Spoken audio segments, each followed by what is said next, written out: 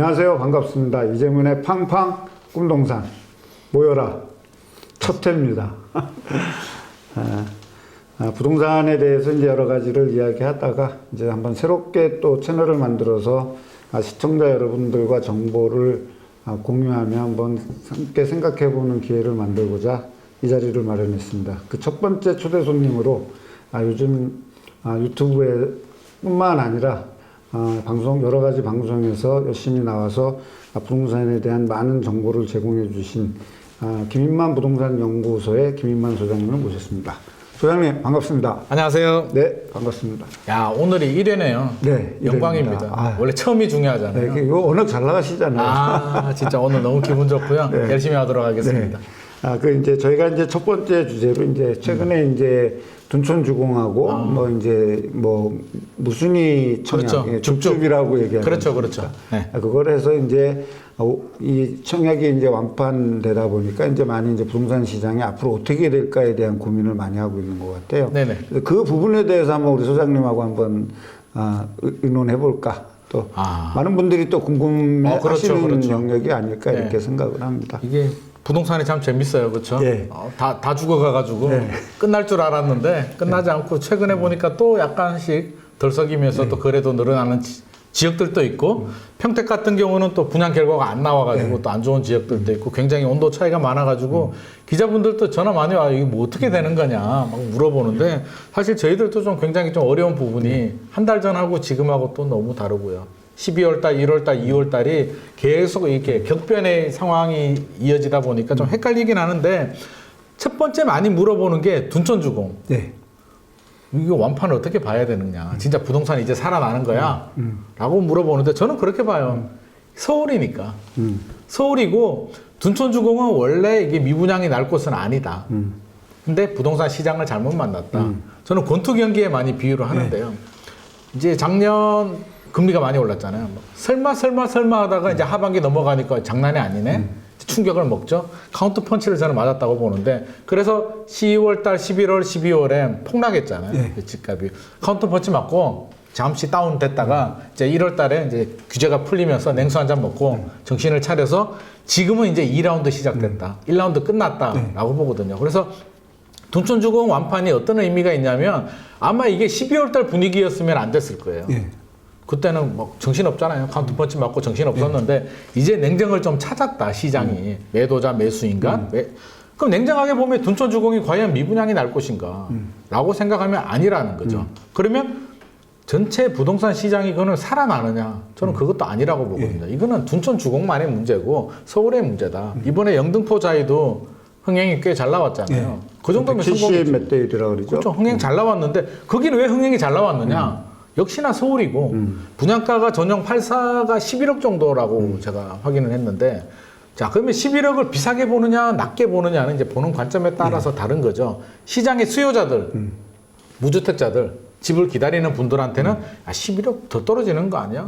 11억이 너무 비싸잖아 라고 할 수는 있겠지만 좀 아시는 분들 좀 계산이 되시는 분들이라면 땅값에 최근 한 2, 3년 동안 건축비가 엄청 올랐잖아요. 뭐 전문이시지만 건축비 오르죠. 인건비도 오르지. 땅값도 오르지. 그 가격에 지금 땅을 사서 우리가 개발 사업을 한다면 영등포 자이를 짓는다면 11억에 분양을 해서 과연 남는 게 있을까에 대해서 저는 큰 자신이 없을 것 같거든요. 그렇게 본다면 시장 수요자들 중에서 계산하시는 분들이라면 이게 고분양가는 아니다. 더 낮으면 좋긴 하겠지만 이 정도면 괜찮다. 입지를 바라볼 때 지금 관점에서 이제 입지를 바라볼 때는 저는 두 가지 측면에서 봐야 되는데 첫 번째는 수요가 충분히 뒷받침이 되느냐 그 수요를 바라보는 그 바로미터가 미분양이잖아요. 서울의 미분양이 지금 1000건이 안 되거든요. 지금 기준에서 뭐 80 몇 건인가 60 몇 건 정도 전국적으로 1월 기준에서 뭐 7만 5천 호라고 하는데 서울이 1000건이 안 된단 말이에요. 이런 미분양이 없는 곳들이라면 수요가 상당히 풍부하게 유지가 되는 지역이고 두 번째는 가격을 봐야 되는데 터무니없는 고분양가라면 안 되겠죠. 시장의 수요자들이 바보도 아니고 다 똑똑하시잖아요. 계산기 두들겨 보는데 이 정도면 고분양가 아니다. 그리고 뭐 사실 서울이 아시잖아요. 이 가격 자체도 이 정도면은 사실 저는 충분하다고 보여지거든요. 그렇게 바라본다면 이 자체 물건이 경쟁력이 있어서 들어온 거지 부동산 시장이 살아나서 들어온 건 아니다. 물론 12월 1월보다는 조금 개선이 됐으니까 좀 냉수 먹고 정신 차렸으니까 냉정이 돌아왔지만 여전히 시장에서는 굉장히 냉정하게 보고 있다. 그렇게 바라본다면 이런 물건들이 경쟁력이 있는 것이고 이번에 평택에서 예. 나왔는데 결과 안 좋게 나왔잖아요. 그럼 그건 왜 그러냐? 그 물건 자체, 지역 자체가 문제라는 거죠. 선택과 집중을 한다면 이제 시장의 수요자들은 굉장히 좀 깐깐하게 옥석을 가리기 시작을 했다. 이왕이면은 미분양이 적고 안정성이 높은 지역들, 서울이나 경기도에서도 좀 더 미분양이 없고 핵심 지역들 위주로 저는 접근하리라고 봅니다. 당분간 이렇게 갈 것 같아요. 그래서 이런 양극화 현상은 더 심해질 수밖에 없다. 헬리오시티가 지금 뭐 3억 몇천 올랐다? 뭐 이렇게 뉴스 나오는데요. 제가 어제 헬리오시티 다녀왔어요. 그래서 예. 어떤 분위기인가 한번 체크를 하러 왔는데요. 헬리오시티가 이제 가장 좋았을 때 2021년 가을에 23억 8천까지 거래가 됐었거든요. 전용 84, 34평이. 떨어지죠.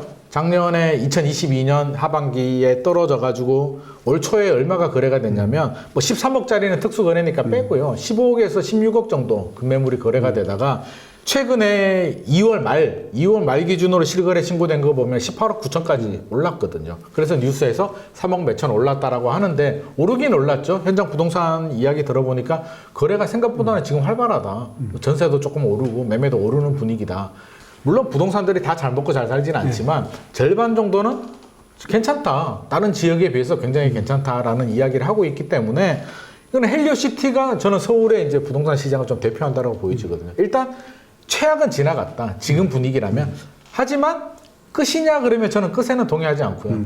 이제 2차전 시작이다. 저는 한 3년 정도 보고 있거든요. 그래서 이제 랠리 시작이다. 좀 올랐다가 내렸다가 시작이고 사실 작년 말에 카운터펀치 맞은 거를 저는 그건 비정상이라고 보고 너무 단기간에 3개월 동안 폭락했기 때문에 그걸 정상이라고 보여지진 않고요. 이제부터 이제 시작이다. 당분간 랠리를 하면서 저는 한 올해는 아닌 것 같고요. 한 2차 충격 한 번은 와야 될 것 같아요. 그래서 아직은 끝나지 않았다라는 말씀 드리고 싶습니다. 전체 이제 아직 끝나지 않았다라고 말씀하시는 데는 저도 이제 동의를 합니다. 네. 근데 이제 최근에 이제 그 서울 특히 이제 둔촌도 13 정부 부동산 대책을 따지면 뭐 둔촌주공 구하기라고 이제 이런 얘기가 나왔었고. 네네. 그 다음에 이제 특례 보금자리론으로 인해서 한 40조 가까운 돈을 맞습니다. 풀겠다라고 얘기해서 금리가 인상되는 어떤 기조 속에서의 어떤 좀 뭐라 그럴까 다시 빚을 내서 집을 사라. 라는 어떤 그런 부분들이 어떤 그 일정 가격 이하의 주택들에 대한 그럼요. 어떤 랠리를 할 수 있는 어떤 기폭제가 되지 않았나. 약간 용기를 줄 수 그렇죠. 있는. 예. 네. 자, 그렇게 된다 그러면 지금 소장님 말씀하신 대로 일정 기간이 되고 그 쉽게 재원이 소진이 된다 그랬을 땐 또다시 부동산 시장이 더 하락할 수 있는 여지가 있지 있죠. 않나라는 어떤 이런 의견들도 시중에 상당히 많이 있거든요. 저는 있다라고 그런 보죠. 부분에 대해서 한번 좀 소장님의 생각을 한번 말씀해 주시죠. 여기서 계속 오르면 이제 대세 상승이 되는 거죠. 네. 계속 올라가는데 자, 그럼 저는 대세 상승 여기 잠깐 끊어서 말씀드립니다. 자, 대세 상승이 되려고 그러면 정고점을 가장 중요한 뚫어야죠. 거는 정고점을 뚫어야 되고 또 거래량이 늘어나야죠. 증가를 해야 되는데 거래량 늘어나고 아직까지는 정고점 그런 징조는 좀 보이지 않거든요. 저는 아니라고 보죠. 예. 왜 아니라고 보냐면 이제 몇 가지가 있는데 일단 상식적으로 2015년 물론 12년, 13년도 바닥을 찍고 14년도 거래를 늘어났는데 뭐 15년부터 올랐다라고 치면 2021년까지 7년이 올랐거든요. 서울 기준에서. 7년 오르고 한 6개월 거래 안 되고 지금 한 3개월에서 6개월 정도 짧게는 3개월, 길게는 6개월 정도 집값 잠깐 떨어졌는데 7년 달리고 6개월 조정되고 또다시 달린다. 저는 그거는 말이 안 된다. 마라톤 따지면 이제 마라톤 42.19 뛰고 이제 숨 좀 돌렸는데 또 야 너 경기 나가. 이거하고 저는 똑같다는 논리거든요. 그래서 7년 달렸으면 한 3년 쉬는 게 저는 정상이다. 우리 과거도 그랬다. 그래서 과거 메커니즘을 보자면 우리 2008년도, 2009년도 글로벌 금융위기 오고 한번 충격 먹고 떨어졌다가 살짝 회복한 다음에 랠리가 갔잖아요. 그래서 2011년, 12년, 13년도에 한 번 더 충격 먹고 이제 상승기로 돌아섰단 말이에요. 그 기간이 4년에서 5년이거든요. 짧게는 3년, 길게는 5년이란 말이에요. 그럼 지금 또 한방 충격 먹고 올라가서 계속 올라간다는 점에서는 저는 절대 동의할 수가 없고요. 그건 있을 수도 없는 일이고 한 2달 전인가요? 3달 전에 한번 설문조사가 있었는데 왜 집을 안 사느냐에 대해서 어떤 기관에서 부동산 그 어떤 회사에서 설문조사를 했는데 첫 번째 이유가 집값이 너무 비싸다. 너무 많이 올랐다. 비싸다. 두 번째는 금리가 문제다. 대출이자 부담이 너무 크다. 세 번째 경제가 문제다. 라고 이제 다수가 답을 했는데 이 세 가지에 대해서 하나도 해결된 게 없거든요. 물론 최근에 조금 조정이 됐기 때문에 오늘 많이 올랐는 오버슈팅에 대해서 지역에 따라서 다르지만 저는 한 고점 대비 한 30% 정도 평균 수도권 지역에서 그 정도 조정됐다라고 본다면 살짝 오버슈팅이 좀 제거된 부분이 있지만 여기서 다시 올라가면 다시 또 이게 거품이 생기는 거거든요. 그래서 가격 부분에 대해서는 30% 가격은 저는 괜찮다고 봐요. 그래서 금매물 사신 분들에 대해서는 필요하신 분들이 고점 대비 30% 정도 금매물 사신 부분에 대해서는 저는 동의를 합니다. 필요하니까 자금이 되니까 그 정도 가격이 떨어져서 샀다가 나중에 더 떨어지더라도 추가로 마이너스 10%포인트 정도 마이너스 40까지 떨어진다면 그 정도는 자금이 되고 실수요자들은 감당할 수 있으니까 필요하면 그렇게 하셔라 라고 하는데 전체적으로 본다면 그건 아니다. 아직까지 여기서 헬리오시티 같은 경우는 마이너스 30%, 31% 고점 대비 떨어졌다가 지금 한 20% 수준까지 갔거든요. 점점 또 오버슈팅에 가까워지고 있단 말이에요. 그래서 그런 부분에 대해서는 시장에서 굉장히 민감하게 반응을 할 거고요. 그래서 더 올라가면 매수자들이 멈출 거예요. 따라갈 수 없는 수준입니다. 압니다. 매수자들이 와, 지금 안 사면 안 돼. 막 패닉 바잉. 2020년, 2021년처럼 패닉 바잉이 되면 따라가겠지만 지금 패닉 바잉이 아니라 여전히 매수자 우위 시장이거든요. 그래서 30% 가격은 괜찮지만 20% 이상 올라가게 되면 굉장히 주저할 것 같고요. 두 번째 이유는 금리. 아니, 아직도 우리가 지금 뉴스를 언제 어떻게 보느냐에 따라 다른데 미국 뉴스 보면 아니, 지금 뭐 어마무시하죠. 파월이 네. 무서워요. 뉴스 보기가 싫거든요. 아, 그냥 꺼버리고 싶어. 막 빅스텝 또 간다는 얘기 나오잖아요. 그러면 오늘 신문 보다가 제가 덮어버렸는데 무서워가지고 미국 최종금리 6%까지 갈 수 있다라는. 저도 그 소식 듣고 좀 가슴이 막막합니다. 그렇죠. 우리는 어떻게 가야 되는 거지? 우리는 금리 동결했는데. 와, 미국이 만약에 6%까지 가면 우리는 안 따라갈 수는 없잖아요. 보수적으로 따라가도 뭐 기본 1에서 1.5%, 1.5% 이상 벌어지게 되면 자금 유출이 발생한다라고 하는데 물론 발생 안 할 수도 있겠지만 지금이 우리가 3.5에서 멈췄단 말이에요. 기껏 멈추면서 올려야 달러 유동성이 엄청 확대돼갖고. 그렇죠. 기껏 올려야 한 번 정도 더 올린다라는 말을 하고 있는데 한 번 더 올려도 3.75예요. 근데 6% 가면 2.25가 벌어지거든요. 역사상 이렇게 벌어진 적이 없는데 와, 뒷감당할 수 있을까? 아무리 내수 경제가 안 좋아도 저는 2% 이상은 위험하지 않나? 그러면 우리가 4%는 가야 되거든요. 그거는 불가능하다라고 보고 한국도 만약에 미국이 빅스텝을 하게 된다라면 한국도 기준금리를 인상해야 됩니다. 해야 되죠. 그렇다 보니까 0.25도 약해요. 한국은행 총재도 얘기했지만 금리의 인상을 멈춘 게 아니라 일단 좀 국내 경제가 너무 어려우니까 뉘앙스를 그렇게 줬는데 좀 쉬었다라고 가는데 마치 우리는 잔치집 분위기가 이제 막 이렇게 동결에 초점을 맞췄는데 그렇죠. 저는 그게 조금 불안정성이 더 확대될 수 있겠다라는 그런 부분. 한국은행 총재는 아니지만 저는 한국은행 총재가 저라면 그렇게 안 했습니다. 저는 차라리 0.25 올리고 뉘앙스를 시그널을 차라리 경기가 안 좋은데 미국 때문에 0.25 올리는 대신에 당분간은 좀 지켜볼게. 상황이 안 좋으면 올릴 수는 있어도 차라리 좀 지켜볼게라는 시그널을 줬으면 차라리 낫지 않았을까 싶은데 동결하고 시그널은 또 어중간하게 뭐 어려워가지고 어쩌고 다음에 또 올릴 수도 있다라고 하니까 이도저도 아닌 시그널을 줘버려서 금리 인상의 불확실성은 계속 이어질 것 같고요. 저는 금리를 세 가지로 보거든요. 하나는 자, 인상이 언제까지 될 것인가. 그렇죠. 아직도 인상 중이죠. 많이 올라가긴 했는데 이제 뭐 고점이 얼마 안 남아 보이는데 사실은 몰라요. 다 됐는지 더 올라가야 되는지 더 올라가야 되는지 모르겠고 첫 번째 상승이 얼마나 가야 되느냐. 두 번째 멈추겠죠. 바로 안 내려가잖아요. 이 동결 기간이 얼마나 길 것인가. 이게 가장 고금리잖아요. 고금리에서 이제 ING로 간단 말이에요. 진행이 얼마나 오래 갈 것인가. 저는 최소 6개월에서 1년은 보거든요. 이게 3개월 만에 내리기는 경제 위기 오면 가능하지. 자금 유출이 돼서 제2의 IMF가 온다면 내리겠죠. 근데 그거 아닌 이상은 좀 어렵지 않을까. 그리고 내려가면 또 얼마나 빨리 내려갈까? 한국은행은 항상 0.25씩 내리잖아요. 물론 위험할 땐 더 많이 내릴 수도 있지만. 그러면 3.75까지 올랐다고 쳐도 시장에서 원하는 수준.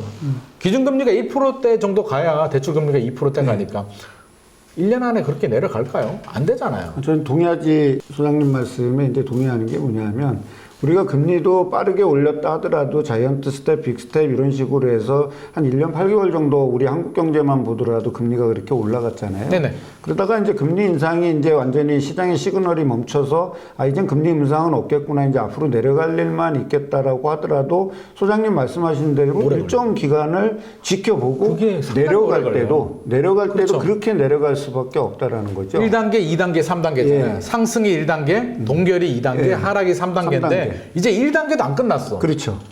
1단계가 지금 뭐 3개월이 갈지 6개월이 그렇죠. 갈지는 모르겠어요. 올해 내내 갈 수도 있어요. 올해 내내 갈 수도 있죠. 그럼 2단계 동결이 또 6개월, 1년 갈 수도 있어요. 인하. 하락은 저는 인하는 한 2년 갈 것 같거든요. 빨라 2, 3년이거든요. 그렇죠. 그러면 이게 금리 랠리가 한 3년? 2, 3년은 갈 수 있단 말이에요. 그거 생각해야 되는데 뉴스 같은 거 보고 일부 이제 주식 쪽, 특히 주식 쪽 하시는 분들이 굉장히 좀 장밋빛 전망을 야, 끝났어. 금리 더 올리면 대한민국 망해라고 하는데 작년만 하더라도 뭐라고 얘기했냐면 작년 하반기에 3% 넘어가면 망한다고 했거든요. 근데 넘었잖아요. 3.5까지 갔단 말이야. 야, 3.5 이상 못 올려 그러는데 그런 기준이 있을까요? 미국이 올리면 저는 어쨌든 우리가 외생 변수가 크잖아요. 그럼 금리도 이제 문제고. 다시 이제 우리 부동산으로 돌아와. 금리가 문제고. 자, 세 번째 설문조사에서 뭐가 나왔나요?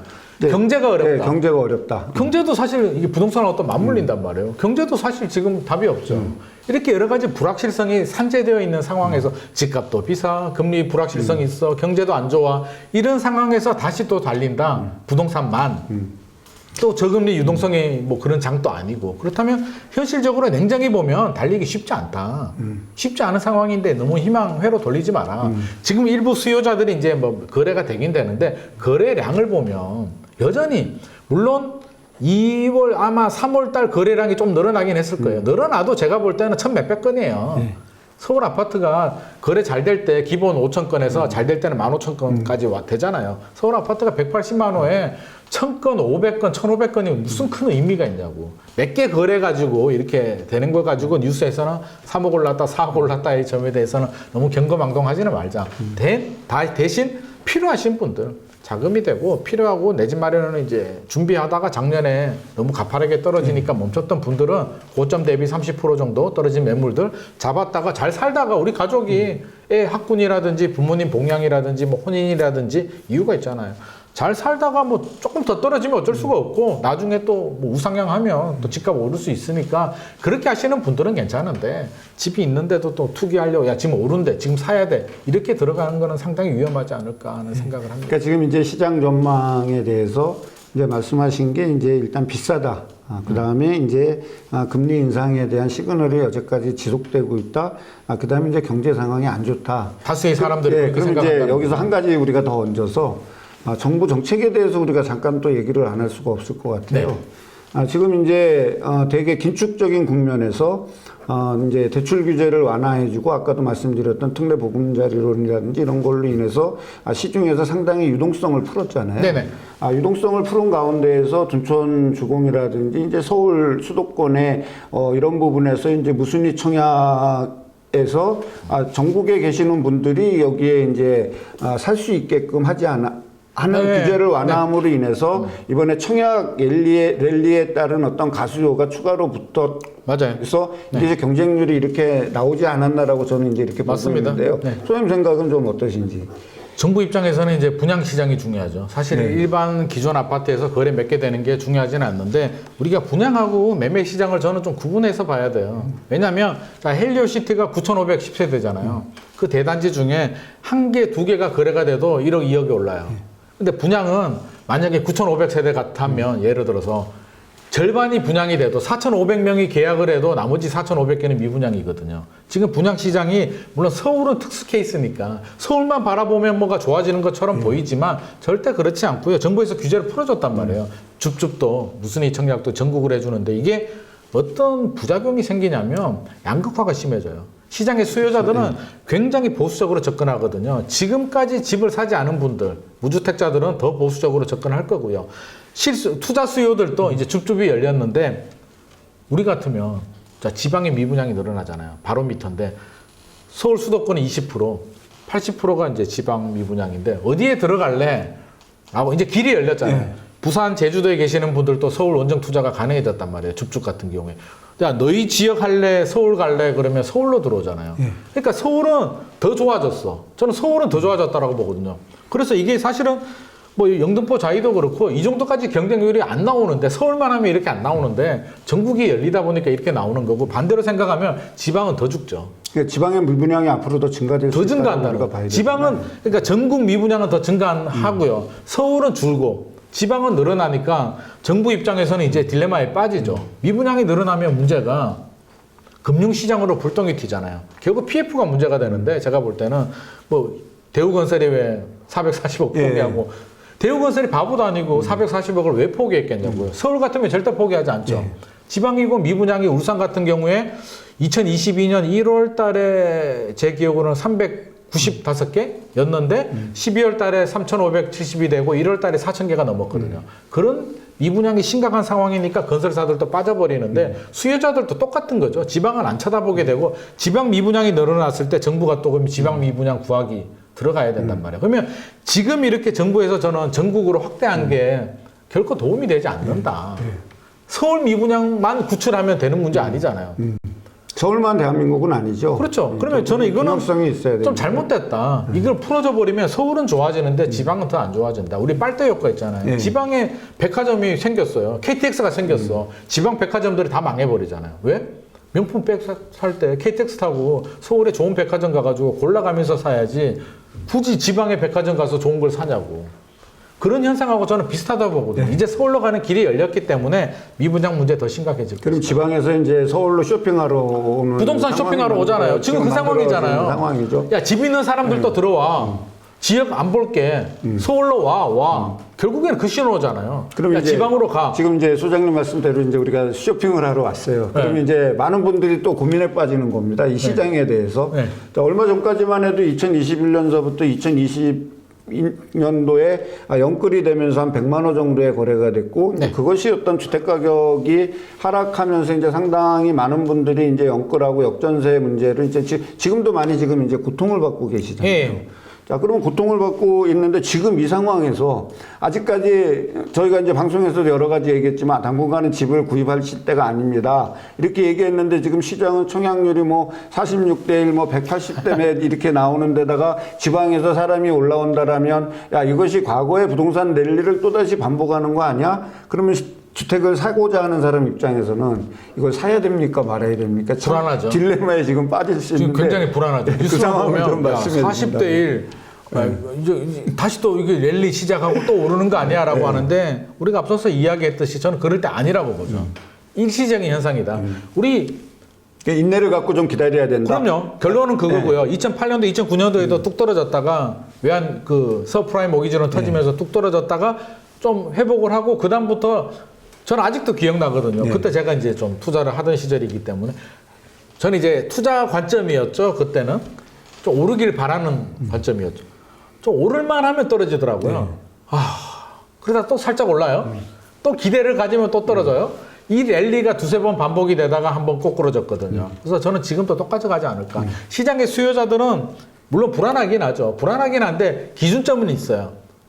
고점이 2021년 하반기 그 가격이 고점이고요. 저점은 이제 올 1월 달 가격이 저점이란 말이에요. 저는 그 사이를 왔다 갔다 할 것 같은데 시장의 수요자들도 이제 아니 이 정도 가격이면 헬리오시티 기준에서는 15억, 16억이면 좋은 거 알겠어. 아, 근데 비싸요, 그것도 저는. 비싸다고 봐요? 근데 그 정도는 우리가 인정을 해줘야지. 시장에서는 고점 대비 30% 빠졌고, 보는 관점에 따라서 이제 비싸다고 할 수도 있는데, 물론 2012년도에 이제 가락시형 아파트가 2012년, 13년 정도에 한 6억 정도 했었거든요. 6억 하다가 이제 그게 23억 8천까지 갔다가 15억, 16억까지 갔으니까, 야, 2배 이상 올랐다. 이렇게 볼 수도 있겠지만, 어떻게 됐든지 간에, 시장에서는 그 정도면 살만하다라고 이제 수요자들은 생각을 하는 것 같아요. 지금 더 올랐다? 여기서 저는 지금 18억 9천인데 2월 달까지 3월 달, 4월 달에 20억을 넘었다 그러면 저는 멈출 것 같습니다. 시장의 수요자들이 더 따라가기에는 여러 가지 여건이 안 된다. 금리도 사실 부담스럽고요. 이제 정부 정책, 정부가 이 부동산 시장을 어떻게 바라볼까에 대해서 저는 제가 정부라면 절대 집값 오르는 거 바라지 않거든요. 떨어지면 안 돼. 폭락하게 되면 또 금융시장이 불안해지고 경제가 어려워지는 거고요. 올라가게 되면 또 요건 다 먹는 거잖아요. 그래서 국토부가 바라보는 부동산 시장은 모르겠고 제발 좀 우리 신경 좀 안 쓰게 해줘. 그냥 오르지도 말고 내리지도 말고 그냥 스테이 해줘. 라는 게 저는 제가 국토부 장관이면 그랬으면 좋을 것 같아요. 할 일이 또 많은데 제발 집값 때문에 내가 스트레스 안 받게 해줘. 라는 건데 여기서 더 올라가게 되면 지금 규제 많이 풀었잖아요. 강남 3구, 용산구 빼고는 규제 지역을 다 풀었는데 이 수준을 다시 전고점까지 간다면 국토부가 가만히 있을 수가 있을까? 저는 또 규제를 또 하겠죠. 하죠. 많은 분들이 문재인 정부가 진보니까 규제를 했고 윤석열 정부는 보수니까 규제를 풀어. 천만의 말씀. 그런 게 어디 있어요? 집값 오르면 규제하고요. 내리면은 언더슈팅 되면 규제 풀어요. 그게 메커니즘이거든. 여기서 더 오르면 규제합니다. 하고요. 지금 남아있는 규제들 있잖아요. 토지거래가. 지금 분위기를 보면 이제 4월달 토지거래가 물 건너갔어. 여의도 성수부터 시작해가지고 이제 6월달까지 뭐 잠실하고 있잖아요. 제가 볼 때 안 돼. 지금 분위기에서는 택도 없어요. 오세훈 서울시장이 바보도 아니고 해줄 리도 없고 집값이 더 떨어지면 풀어줬겠죠. 지금 분위기라면 절대 안 풀어주고 남은 규제들 강남 3구, 용산구 절대 안 풀어줍니다. 강남구 풀어주려면 집값 폭락해야 돼요. 절대 안 풀어주고요. 그 다음 남은 게 대출 규제, DSR 절대 안 풀어주고요. 이제 규제 안 나와요. 더 이상 추가 규제 완화 기대하면 안 돼요. 거의 다 풀었죠. 오히려 묶으면 묶었지. 여기서 더 올라가면 이제 규제 묶어 다시. 이거 아닌갑다. 묶거든요. 그러면 정책의 일관성이 없다라는 이제 비난을 비난 받아도 하죠. 언제는 뭐 정책의 일관성이 있었나요? 하긴 뭐 그렇죠. 정책의 일관성이 있었던 정부는 저는 못 본 것 같아요. 그러니까 아마 더 올라가면 정부는 규제를 하고요. 또 여러 가지 금리 불확실성. 지금은 살짝 약간 약간 루즈해졌잖아요. 시장에서 약간 금리도 끝나는 것 같고 분위기가 약간 좀 말랑말랑해졌는데 파월이 아마 0.5 정도 딱 올리고 나면 또 한번 정신이 번쩍 들 거거든요.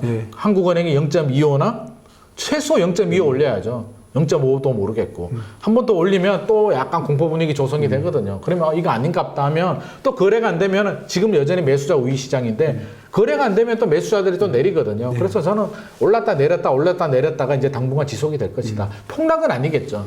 대외적인 뭐 충격파 아니면 파월이 자이언트 스텝 한 2번 밟으면 모를까. 그 정도 아니라면 저는 이게 정상적인 흐름이다. 우리 너무 호들갑 떨지 말자. 기자분들도 뭐 매덕 올랐다. 물론 이해는 하죠. 먹고 살아야 되니까 클릭수 올려야 되니까 이제 제목을 그렇게 달고 자극적인 기사를 쓰고 유튜브도 마찬가지지만 우리가 냉정히 보자면 한번 쭉 떨어졌으니까 이 정도 반등은 정상이다. 그러다가 좀 더 올라가면 분명히 시장의 자전 기능에 의해서 저는 또 거래가 줄어들고 또 떨어질 것이다. 그러다 좀 더 떨어지면 또 살짝 사고 이런 상황이 당분간 이어질 것 같으니까 제발 불안한 마음에 이거 끝 아니에요. 여기서 끝나는 거 아니기 때문에 불안한 마음에 막 추격 매수 저는 안 했으면 좋을 것 같습니다.